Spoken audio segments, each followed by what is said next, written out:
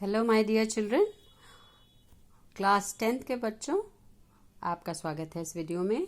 ये video class 10th के UP board के बच्चों के लिए है, क्योंकि 2023 माने इस साल ये नई चीज़ आप लोगों के लिए आई है, नया challenge, central idea of a poem. बच्चों, पहले इसमें आपको चॉइस रहती थी, मतलब कि आपको 4 लाइन या की पोएम लिखनी होती थी या तो सेंट्रल आइडिया।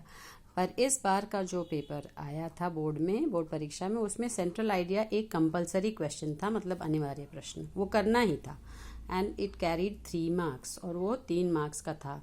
तो हमने सोचा क्यों ना इसी टॉपिक पे हम वीडियो बना दें, क्योंकि हमारे बच्चों को कठिनाई होती है सेंट्रल आइडिया लिखने में।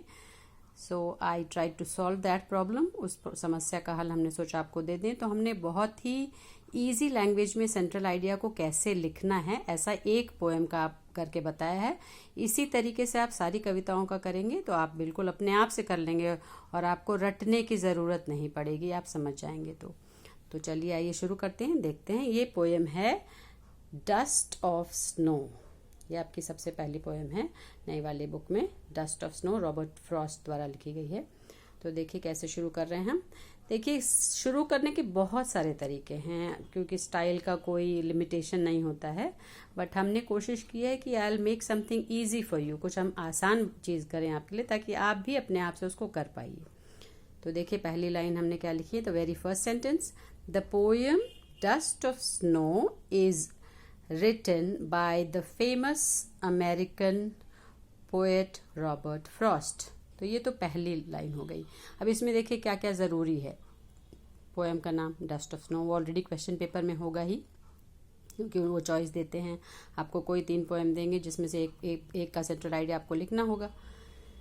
तो आप सबसे पहले बताएंगे कि वो जो पोएम है, the poem Dust of Snow is written by the famous माने प्रसिद्ध अमेरिकन पोएट रॉबर्ट फ्रॉस्ट है, इसलिए अमेरिकन।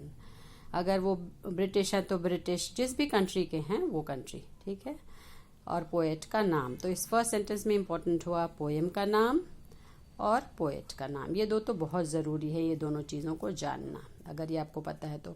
और बाकी वर्ड्स पे ध्यान देना। फेमस मतलब प्रसिद्ध।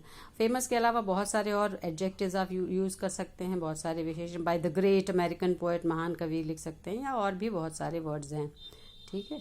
तो हमने इजी वर्ड रखा है ताकि आपको, ये क्लास 10th है इसलिए पहले इजी लिखना सीख जाएं अपने आप से, फिर बाद में आप बड़े बड़े वर्ड्स का यूज़ कर सकते हैं। It is a very short and beautiful poem. ये एक बहुत ही छोटी और सुंदर कविता है। तो कविता छोटी है तब शॉर्ट लिखेंगे, अगर बड़ी है तो इट इज़ अ लॉन्ग। और ब्यूटीफुल तो हमारी समझ से सभी कविताएं होती हैं।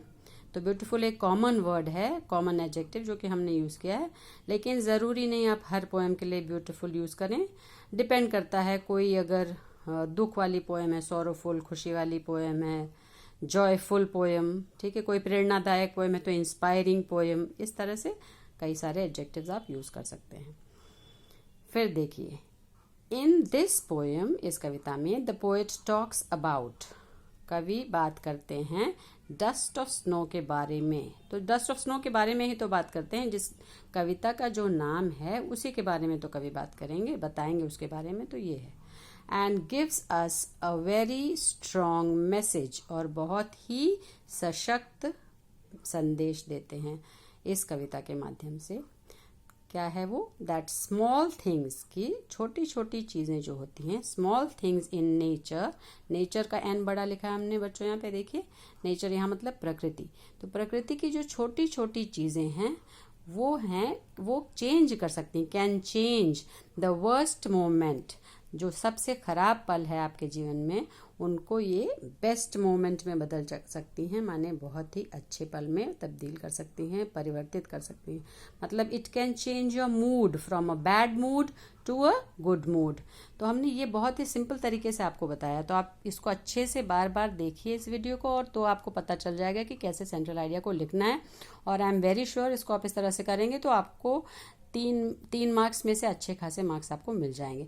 अब इसी के आधार पर आप बाकी सारी कविताओं का अपने से ट्राई करिएगा, नहीं तो हम वीडियोस बनाते भी रहेंगे बाकी पोएम्स के लिए, सेंट्रल आइडिया आपके लिए। That's all for today. Thank you.